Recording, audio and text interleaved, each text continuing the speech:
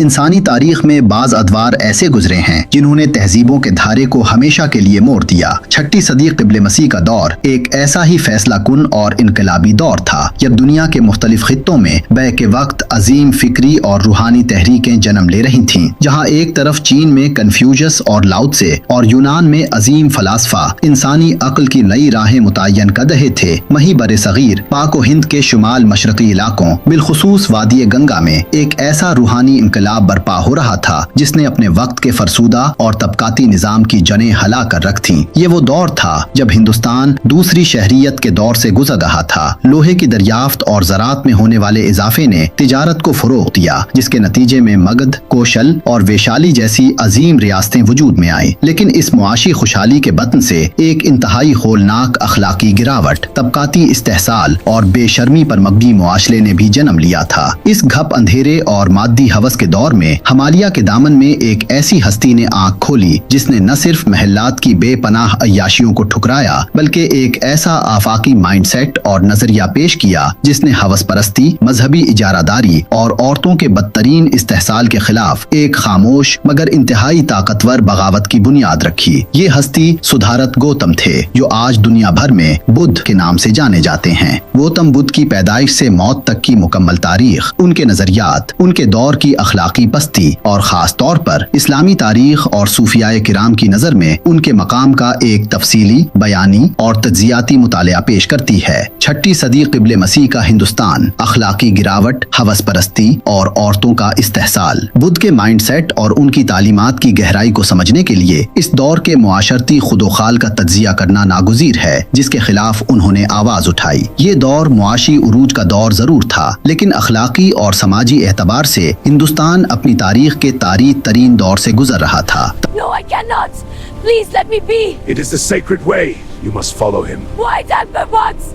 It is done with. طبقاتی نظام اور مذہبی اجارہ داری۔ ابتدائی ویدک دور میں ہندوستانی معاشرہ نسبتاً سادہ اور مساویانہ اقدار پر مبنی تھا، لیکن چھٹی صدی قبل مسیح تک آتے آتے برہمنی نظام اور ذات پات کی تفریق نے ایک بھیانک شکل اختیار کر لی تھی۔ معاشرہ چار واضح ذاتوں برہمن، کھشتری، ویشیا اور شودر میں تقسیم ہو چکا تھا۔ مذہبی رسومات، عبادات اور جانوروں کی قربانیوں کو اس قدر پیچیدہ اور مہنگا بنا دیا گیا تھا کہ عام انسان کی روحانی تسکین کا کوئی راستہ باقی نہیں بچا تھا۔ برمن پنڈتوں نے مذہب کو اپنی جاگیر بنا لیا تھا اور وہ ویدک نصوص کو بنیاد بنا کر غریبوں کو ان کی بدحالی پر راضی رہنے کی تلقین کرتے تھے، جبکہ خود مندروں کے چڑھاوے سے پرتعیش زندگی گزار رہے تھے۔ تجارتی سرگرمیوں سے ابھرنے والا نیا دولت مند طبقہ ویشیا معاشی طور پر تو مضبوط تھا، لیکن سماجی رتبے میں برہمنوں اور کھشتریوں سے کم تر سمجھے جانے پر شدید بے چینی کا شکار تھا۔ عورتوں کا زوال، عیاشی اور نگرودھوں کا ادارہ اس دور کے معاشرے کا سب سے تاریک پہلو عورتوں کی سماجی اور اخلاقی حیثیت کا زوال تھا۔ رگ وید کے ابتدائی دور میں عورتوں کو جو تعلیمی اور سماجی آزادی حاصل تھی وہ بعد کے ویدک دور میں مکمل طور پر چھین لی گئی تھی۔ عورت کو محض ایک مادی جائیداد اور مردوں کی ہوس و تفریح کا سامان سمجھا جانے لگا تھا۔ امراء کے ہاں کثرت ازدواج ایک عام بات تھی۔ کم سنی کی شادیاں عروج پر تھی۔ پردے کے سخت رواج نے عورتوں کو چار دیواری تک محدود کر دیا تھا اور بیواؤں کی زندگیاں اس قدر اجیرن کر دی گئی تھی کہ ان کے پاس شوہر کی چتا میں جل جانے کے علاوہ کوئی باعزت راستہ نہیں چھوڑا گیا تھا۔ راجگیر اور ویشالی جیسی ریاستوں میں دولت کی ریل پیل نے امراء کو انتہائی پرتعیش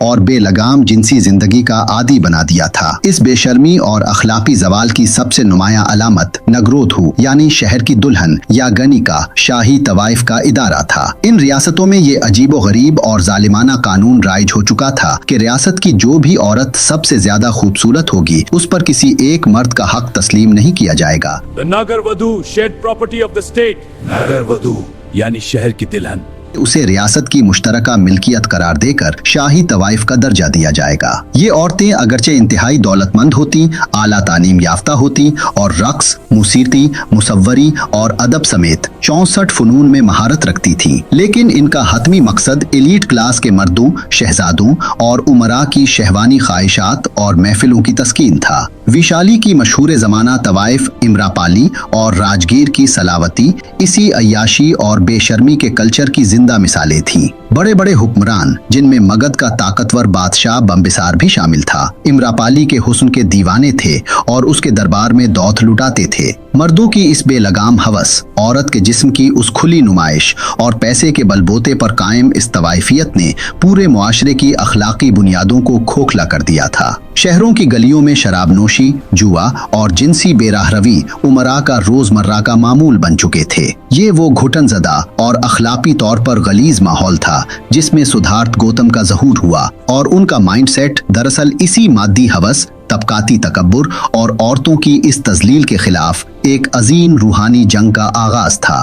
तारीखी शवाहिद और रिवायात के मुताबिक सिद्धार्थ गौतम की पैदाइश 563 क़िब्ले मसीह के लगभग हिमालय के दामन में वाक़े मौजूदा नेपाल के इलाके लंबिनी में हुई। इनके वालिद का नाम राजा शुद्धूदन था, जो शाकिया कबीले की रियासत कपिलवस्तु के सरदार थे, और उनकी वालिदा रानी माया थीं। बुद्ध मत की रिवायात के मुताबिक सिद्धार्थ की पैदाइश के वक्त नामवर नजूमियों और आलिमों ने पेशीन गोई की थी कि ये बच्चा बड़ा होकर या तो एक बेपनाह ताकतवर शहंशाह बनेगा जो पूरी दुनिया पर हुक्मरानी करेगा, या फिर दुनिया और उसकी आलाइशों को तर्क करके एक अजीम रूहानी पेशवा और रोशन ज़मीर इंसान बुद्ध बन जाएगा। एक नौजवान नजूमी कुंडना ने तो हतमी तौर पर पेशीन गोई की कि ये बच्चा हर सूरत में तारिक दुनिया होकर बुद्ध ही बनेगा। रानी माया सिद्धार्थ की पैदाइश के महज 7 दिन बाद इंतकाल कर गईं, जिसके बाद उनकी परवरिश उनकी खाला महाप्रजापति ने की। राजा शुद्धूदन, जो अपने बेटे को एक अजीम फातेह और हुक्मरान के रूप में देखना चाहता था, इस पेशीन गोई से शदीद खौफजदा हो गया। उसने फैसला किया कि वो सिद्धार्थ को दुनिया के हर दुख, दर्द, बीमारी और मौत के तसव्वुर तक से दूर रखेगा, ताकि उसके दिल में कभी दुनिया को तर्क करने का ख्याल पैदा ही ना हो। सिद्धार्थ की परवरिश के लिए मुख्तलिफ मौसमों की मुनासिबत से 3 इंतहाई शानदार और पुरतायुश महल्लात तामीर किए गए। इन महल्लात की ऊंची दीवारों के अंदर उन्हें वो तमाम पुरतायुश सहूलियात फराहम की गईं जो उस वक्त के शाही खानदानों का तरह इम्तियाज थी।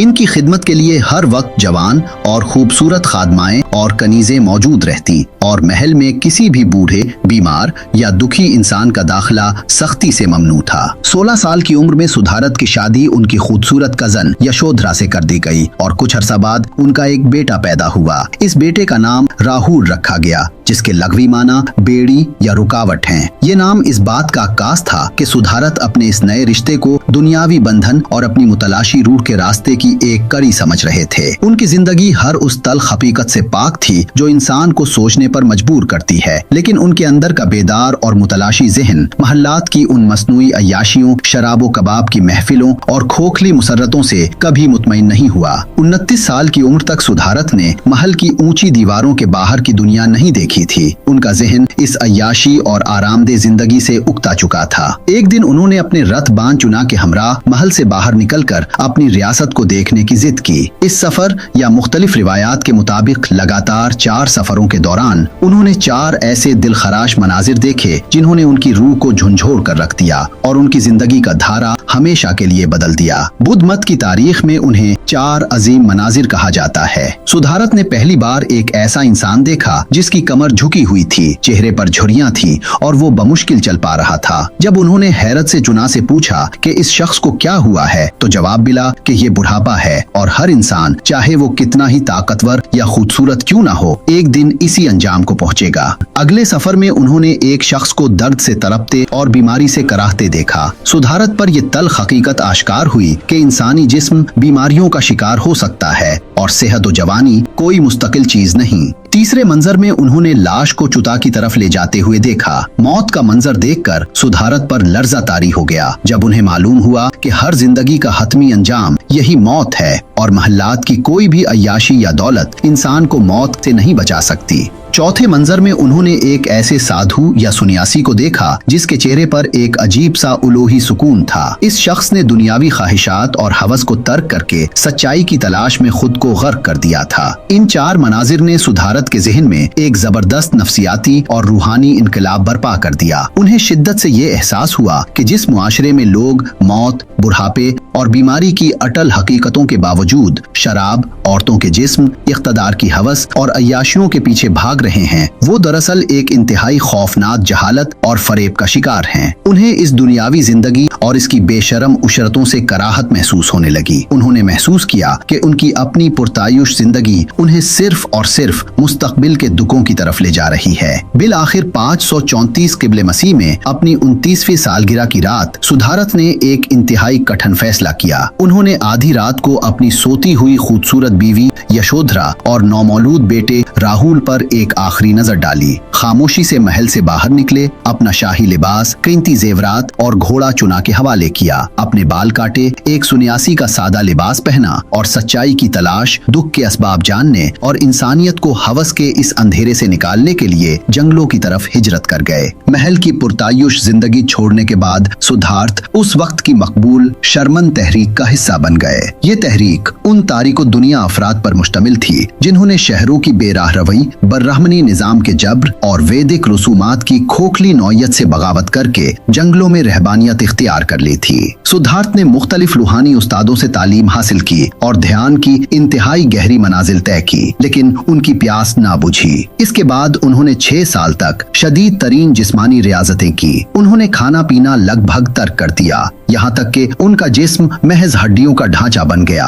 आंखें धंस गईं और वो मौत के इंतहाई करीब पहुंच गए। तवील और जानलेवा फाका कशी के बाद सिद्धार्थ को ये इदराक हुआ कि जिस तरह महल्लात की बेतहाशा अय्याशियों ने उन्हें अंधा कर रखा था, बिल्कुल इसी तरह जिस्म को बिला वजह अजियत देना और शदीद रहबानियत इख्तियार करना भी इंसान को सच्चाई और सुकून तक नहीं पहुंचा सकता। उन्होंने जिस्म को अजियत देने का अमल तर्क कर दिया और देहातियों से खीर का एक प्याला लेकर खाया। उनके साथी सुन्यासियों ने उसे उनकी शिकस्त समझा और उन्हें छोड़कर चले गए। लेकिन सिद्धार्थ ने एक नया दरमियानी रास्ता दरियाफ्त किया, जिसे मिडिल पाथ या राहे एतदाल कहा जाता है। ये नजरिया इस बात पर जोर देता है कि इंसान को ना तो हद से ज्यादा जिस्मानी लज्जतों में गर्क होना चाहिए और ना ही अपने जिस्म को गैर जरूरी तकालीफ देनी चाहिए। इस नई मुतवाजिन सोच के साथ सिद्धार्थ 528 क़िब्ले मसीह में मौजूदा बहार के इलाके बुध गया में एक पीपल के दरख्त, जिसे बाद में बूधी दरख्त कहा गया, के नीचे गहरे मुराकबे में बैठ गए और ये अहद किया कि जब तक उन्हें हतमी सच्चाई और दुखों से निजात का रास्ता नहीं मिल जाता, वो यहाँ से नहीं उठेंगे। रिवायात के मुताबिक इस मुराकबे के दौरान शैतानी उवत ने उन्हें खौफ, लालच और शहवानियत के जरिए भटकाने की भरपूर कोशिश की, लेकिन वो साबित कदम रहे। मुसलसल मुराकबे के दौरान उन्हें कायनात की हकीकत, करम के कानून, दुख के असबाब और इससे निजात का आफाकी रास्ता मिल गया। 35 साल की उम्र में उन्हें मुकम्मल बेदारी या नरवान हासिल हुआ और उस दिन के बाद से वो सिद्धार्थ के बजाय बुध यानी बेदार और रोशन ज़मीर इंसान कहलाए। बुध का माइंडसेट उनके दौर के मुआशरे की तबकाती तफरीक, हवस परस्ती और अखलाकी जवाल पर एक बराह रास्त और कारीवार था। उन्होंने अपने नजरियात की बुनियाद किसी उन देखे गैबी देवता की खुशनूदी, पेचीदा मजहबी रसूमात या तवाहुम परस्ती की बजाय खालिसतन इंसानी नफ्सियात, अखलाकियात और अमली जिंदगी की सच्चाइयों पर रखी। रोशन ज़मीरी के बाद उन्होंने सारनाथ के मकाम पर हिवनों के एक पार्क में अपने पुराने 5 साथियों को अपना पहला खुतबा दिया, जिसे तारीख में धर्म चक्कर परिवर्तन कहा जाता है। बुद्ध के पूरे फलसफे और माइंडसेट की इमारत उन 4 आफाकी सच्चाइयों पर खड़ी है जो इंसानियत को हकीकत पसंदी का दर्स देती हैं। कायनात में तकलीफ का वजूद, कायनात में तकलीफ, दुख और अदम इत्मीनान एक नागुज़ीर हकीकत है। जिंदगी के हर पहलू में दुख शामिल है।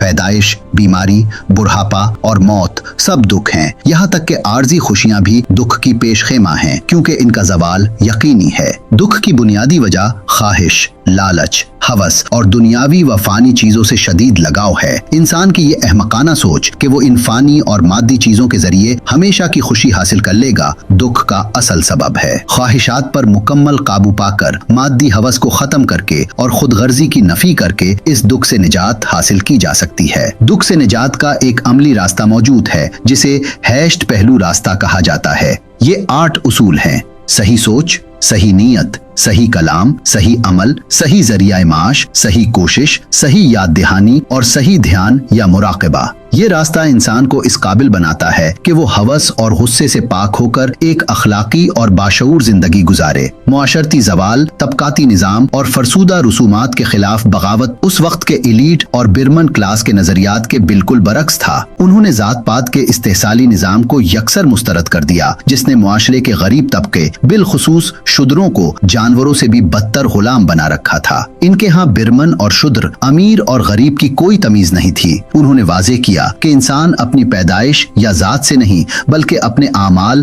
اور اخلاقیات سے پہچانا جاتا ہے۔ بدھ نے جرمنوں کے قائم کردہ ان رسومات کی شدید مخالفت کی جو محض عام لوگوں سے دولت بٹورنے کا ذریعہ تھی۔ ان کی تحریک، جسے تاریخ دان ایک عظیم سماجی اور معاشی اصلاحی تحریک بھی گردانتے ہیں، نے اس تصور کو عام کیا کہ سچی خوشی مادیت پرستی میں نہیں بلکہ عدم تشدد، رحم دلی اور اخلاقی بلندی میں پوشیدہ ہے۔ عورتوں کی آزادی، ہوس پرستی کی مخالفت اور امراپالی کا واقعہ بدھ کے دور کی سب سے بڑی برائی، عورتوں کی جسمانی نمائش، انہیں جائیداد اور تفریح کا سامان سمجھنا اور طوائفیت کے ذریعے امراء کی عیاشی تھی۔ بدھ نے اس بے شرمی اور اخلاقی گراوٹ کی شدید الفاظ میں مذمت کی۔ برمنی معاشرے میں جہاں عورت کو علم حاصل کرنے یا کسی بھی قسم کی روحانی بلندی پانے سے قطعی محروم کر دیا گیا تھا، بدھ نے ایک غیر معمولی اور انقلابی قدم اٹھاتے ہوئے بھکشونی سنگھ قائم کیا۔ ابتدا میں بدھ کو خدشہ تھا کہ خانقاہی نظام میں عورتوں کی شمولیت سے مردوں کے لیے ہوس اور شہوت کے امتحانات بڑھ سکتے ہیں اور ان کا نظام خطرے میں پڑ سکتا ہے، لیکن اپنی خالہ مہا پرجاپتی اور قریبی شاگرد آنند کے اصرار پر انہوں نے یہ تاریخی فیصلہ کیا۔ بدھ نے دنیا پر یہ واضح کیا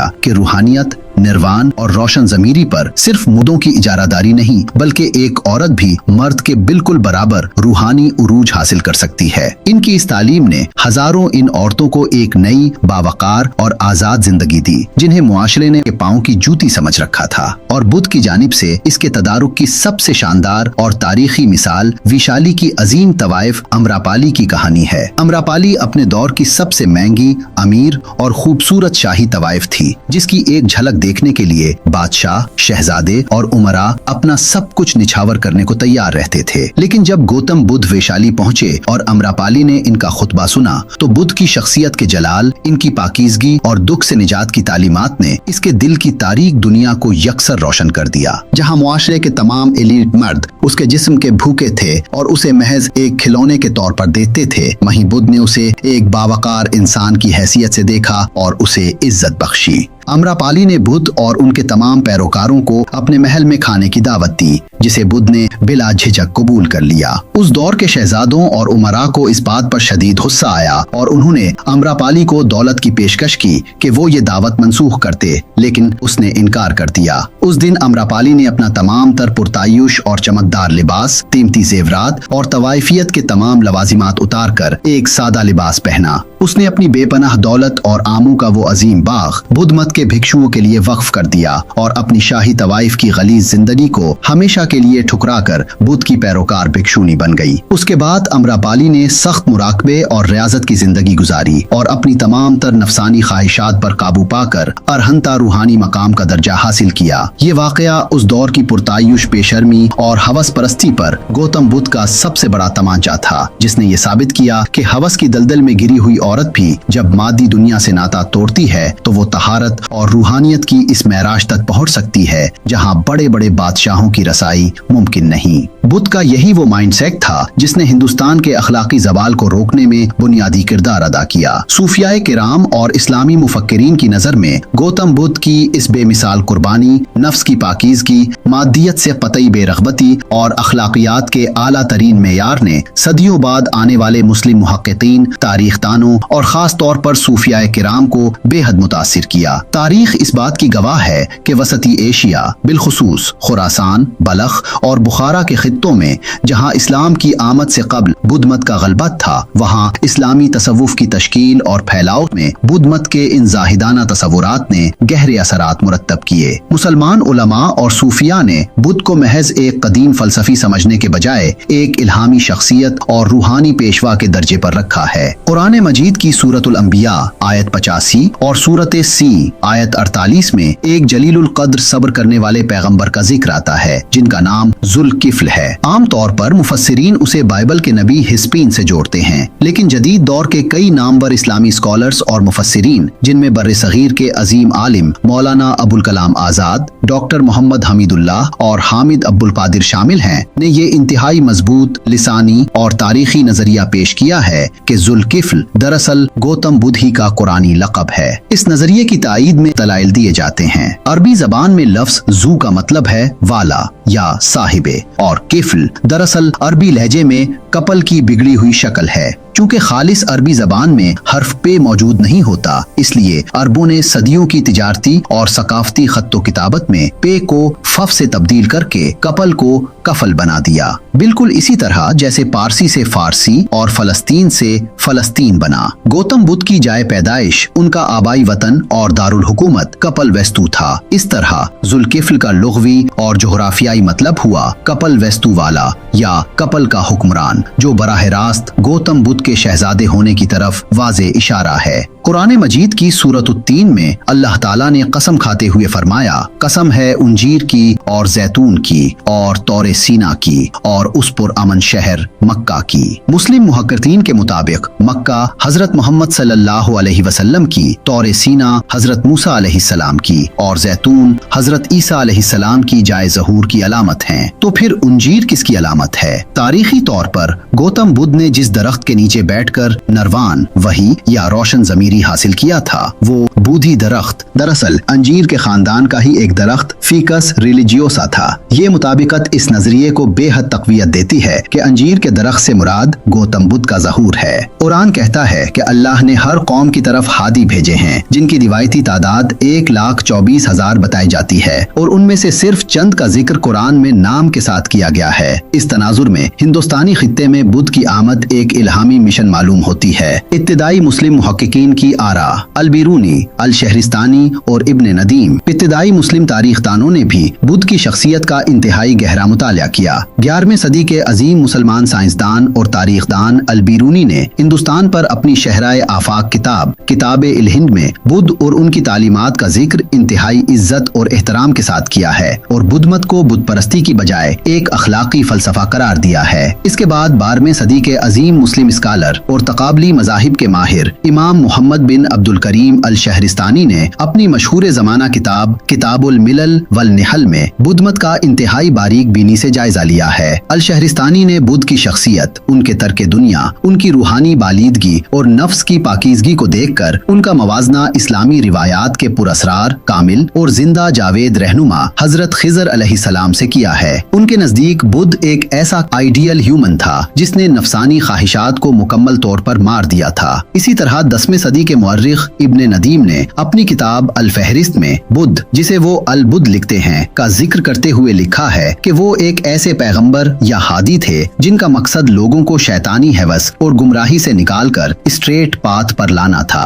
मुस्लिम मुफक्किर आलमदूर नजरिया है इब्न नदीम 10वीं सदी, बुद्ध एक ऐसे पैगंबर या हादी थे जिन्होंने लोगों को शैतान की हवस से दूर किया। अल बिरूनी 11वीं सदी, बुद्ध की तालीमात का गहरा एहतराम और हिंदुस्तानी मजाहिब का गैर जानिबदाराना तज्जिया। अल शहरिस्तानी 12वीं सदी, बुद्ध का मवाजना इस्लामी रिवायात के हजरत खिजर अलैहिस्सलाम और कामिल इंसान से किया। मौलाना अबुल कलाम आजाद 20वीं सदी, लिसानी शवाहिद की बिना पर बुद्ध को कुरान में मज़कूर पैगंबर जुल्कफ्ल कपल वस्तो वाला करार दिया। डॉक्टर मोहम्मद हमीदुल्लाह 20वीं सदी, कुरान में अंजीर फिग ट्री की किस्म को गौतम बुद्ध के बूधी दरख्त के नीचे नरवान से जोड़ा। तसव्वुफ और बुद्ध मत का संगम। सूफीज्म की तारीख में 8वीं सदी ईसवी, 2री सदी हिजरी के अजीम सूफी बुजुर्ग हजरत इब्राहिम बिन अदहम का नाम इंतहाई अकीदत और एहतराम से लिया जाता है। हैरत अंगेज तौर पर तारीख فقدان اور صوفیہ خود تسلیم کرتے ہیں کہ ابراہیم بن ادہم کی روحانی بیداری کا واقعہ گوتم بدھ کی زندگی سے مشابہت رکھتا ہے، اور ماہرین تاریخ اسے بدھ مت اور تصوف کے عملی سنگم کی سب سے بڑی دلیل مانتے ہیں۔ ابراہیم بن ادہم کا تعلق بھی خراسان کے علاقے بلخ کے شاہی خاندان سے تھا۔ واضح رہے کہ بلخ افغانستان کا وہ علاقہ ہے جو اسلام کی آمد سے قبل صدیوں تک بدھ مت کا ایک بہت بڑا اور متحرک مرکز، سینٹر آف بدھزم رہ چکا تھا۔ جس طرح گوتم بدھ نے اپنی جوانی میں ایک وسیع بادشاہت، پرتعیش محل اور ہوس پرستی پر مبنی زندگی کو ٹھکرا کر سچائی کی تلاش میں جنگلوں کا رخ کیا تھا، بالکل اسی طرح صوفی روایات کے مطابق ابراہیم بن ادہم ایک رات بادشاہت کے دوران شکار پر نکلے، جہاں انہوں نے ایک غیبی آواز سنی جس نے انہیں جھنجھوڑ دیا۔ انہوں نے اسی وقت اپنا تخت و تاج چھوڑا، شاہی اور ریشمی لباس ایک غریب چرواہے کے حوالے کر کے اس کے پھٹے پرانے کپڑے پہنے اور خدا کی تلاش میں درویشی اور شدید زہد اختیار کر لی۔ صوفی روایات میں ان کا یہ بادشاہ سے فقیر کا سفر،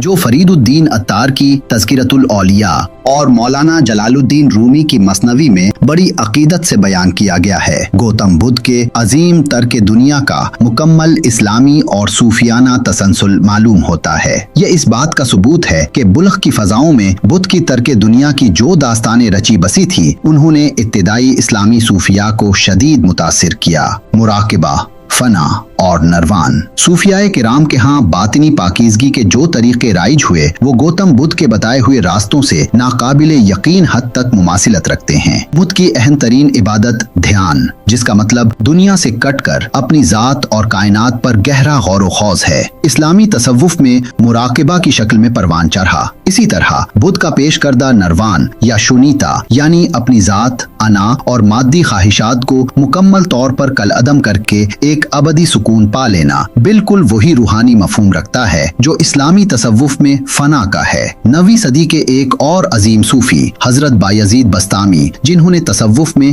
اپنی ذات کو رب کی ذات میں فنا کر دینے کا باقاعدہ تصور پیش کیا، ان کے بارے میں بھی تاریخی شواہد بتاتے ہیں کہ وہ اس خطے سے آئے تھے جہاں صدیوں تک بدھ کے راہب انہی اصولوں پر زندگیاں گزارتے رہے تھے۔ صوفیاء کرام بدھ کو ایک ایسا کامل انسان سمجھتے ہیں جس نے مادیت کے بدھ کو پاش کیا، دنیا کی بے ثباتی کو سمجھا اور نفس امارہ کی ان گراوٹوں اور جنسی حوصناکیوں پر قابو پایا جو انسان کو جانوروں کی سطح پر گرا دیتی ہیں۔ بدھ نے روشن ضمیری حاصل کرنے کے بعد اپنی بقیہ زندگی تقریباً 45 سال صرف ایک درویش، بھکشو اور روحانی استاد کی حیثیت سے گزاری۔ انہوں نے ہندوستان کی خاک چھانی، گاؤں گاؤں اور شہر شہر کا سفر کیا اور اپنی تعلیمات کو عام لوگوں تک ان کی مادری زبانوں جیسے پولی اور پراکرت میں پہنچایا، کیونکہ سنسکرت اس وقت صرف برہمنوں اور ایلیٹ کلاس کی مخصوص زبان بن چکی تھی۔ ان کی تعلیمات کا دائرہ کسی ایک طبقے تک محدود نہیں تھا۔ مگدھ اور کوشل کے بڑے بڑے راجے مہاراجے، غریب کسان، محنت کش تاجر، مظلوم عورتیں اور امرا پالی جیسی طوائفیں سب ان کے پیروکار بنے اور ان کے سنگ کا حصہ بنے۔ انہوں نے محبت، عدم تشدد اور رحم دلی کے ذریعے ایک ایسے پرامن اور اخلاقی معاشرے کی بنیاد رکھی جس نے صدیوں تک بر صغیر کو متاثر کیے رکھا، اور بعد ازاں اشوک اعظم جیسے عظیم شہنشاہوں کے ذریعے ان کا یہ آفاقی پیغام پوری دنیا میں پھیل گیا۔ بالآخر 483 قبل مسیح کے لگ بھگ یا بعض جدید محققین کے مطابق کچھ دہائیوں بعد اسی سال کی طویل اور پرمشقت عمر میں ہندوستان کے علاقے کشی نگر موجودہ اتر پردیش میں بدھ اس فانی دنیا سے رخصت ہوئے۔ اپنی وفات سے قبل انہوں نے دول کے درختوں کے درمیان لیٹ کر جو پھولوں سے لدے ہوئے تھے اپنے قریبی ساتھیوں اور شاگردوں خصوصاً آنند کو جمع کیا اور اپنی زندگی کی آخری اور تاریخی وصیت کی۔ ان کی وفات کے بعد ان کی باقیات کو جلا کر ان کی راکھ کو مختلف ریاستوں اور پیروکاروں میں تقسیم کر دیا گیا، جہاں بعد ازاں عظیم الشان اسٹوپاس تعمیر کیے گئے جو آج تک کروڑوں انسانوں کی عقیدت کا مرکز ہیں۔ گوتم کی زندگی محض ایک قدیم تاریخی داستان نہیں ہے، بلکہ انسانی نفسیات، روحانیت اور معاشرتی ارتقاء کی ایک ایسی کھلی کتاب ہے جو ہمیں بتاتی ہے کہ جب کوئی कोई मुआशरा दौलत की अंधी हवस, औरत के जिनसी इस्तेहसाल, बेशर्मी और अखलाकी जवाल की पस्तियों में गिर जाता है तो उसका इलाज मजीद दौलत, ताकत या पेचीदा मजहबी रसूमात में नहीं बल्कि अपने अंदर की सच्चाई की तलाश, नफ्स की पाकीज़गी और हवस से पाक एक मुतवाजिन दरमियानी रास्ते में पोशीदा है। 6ठी सदी कब्ल मसीह के हिंदुस्तान की जिस बेशर्म, पुरतायुश और तबकाती बुनियादों पर कायम दुनिया को गौतम बुद्ध ने ठकराया था, आज का जदीद आलमी मुआशरा भी कमोबेश इसी मादी बीमारी और सरमाए की हवस का शिकार है। गौतम बुद्ध ने अपने महलात को लात मारकर अमरापाली जैसी हस्तियों को तवाइफियत के दलदल से निकाल कर और अपने आफाकी अफकार से ये साबित किया कि रूहानी तस्कीन और सुकून कल्ब किसी खास जात, मजहब, जिन्स या तबके की मीरास नहीं है। यही वो आफाकी सच्चाई और नफसानी तहारत थी जिसने सदियों बाद सूफियाए किराम, इस्लामी मुफक्किरीन और दुनिया भर के मुहक्किकीन को मजबूर किया कि वो इस अजीमुल मर्तबत इंसान के हुजूर अकीदत का इजहार करें, और अबुल कलाम आजाद जैसे मुफस्सिरीन ने उन्हें कुरानी पैगंबरों की सफ में ला खड़ा किया।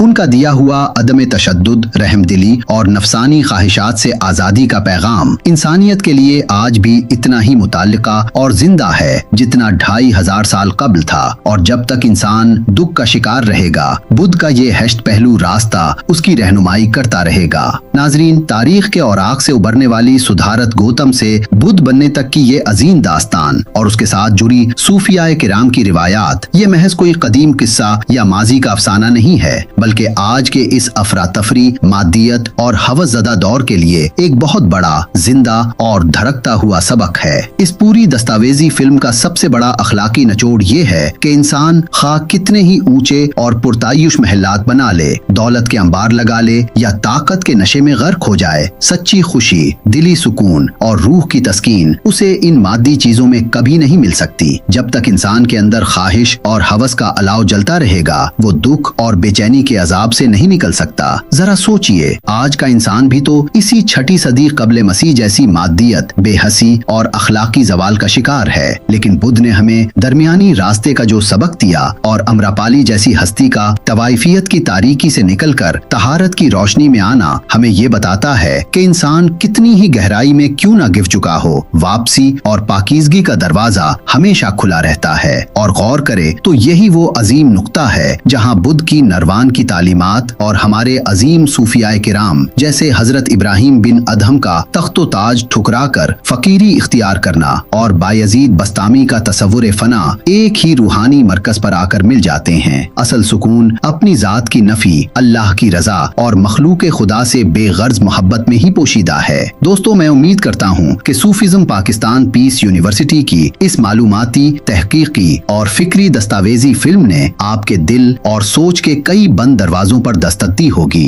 कमेंट सेक्शन सिर्फ एक खाना नहीं बल्कि ये हमारी और आपकी एक फिक्री महफिल है, इसलिए अपनी कीमती राय का इजहार जरूर कीजिएगा कि आपको गौतम बुद्ध की जिंदगी और इस्लामी तसव्वुफ के इस हैरत अंगेज संगम का कौन सा पहलू सबसे ज्यादा मुतासिर कुन और इबरतनाक लगा, और साथ ही हमें ये भी बताइए कि आप मुस्तकबिल में किस अजीम तारीखी हस्ती, किस सूफियाना राज या किस रूहानी टॉपिक पर मजीद दस्तावेजी वीडियोस देखना चाहते हैं। आपकी तजावीज ही हमारी अगली मंजिल का तयन करेंगी। अगर आज के इस रूहानी सफर ने आपकी रूह के किसी तार को छुआ है और अगर आपने अभी तक हमारा चैनल सब्सक्राइब नहीं किया तो इसे फौरन सब्सक्राइब कर लें और बेल आइकन को दबा दें ताकि हक और सच की तलाश के इस अजीम रूहानी सफर में आप हमारे हमकदम बन सकें और हमारी हर नई काविश सबसे पहले आप तक पहुंचे। अब अपने मेजबान, अपने भाई राजा मुश्ताक को दीजिए इजाजत। मिलते हैं बहुत जल्द एक नई रूहानी, तारीखी और अफकार से भरपूर दस्तावेजी फिल्म के साथ। तब तक के लिए अपना, अपने अहले खाना और अपने इर्द गिर्द के लोगों का बहुत ख्याल रखिएगा।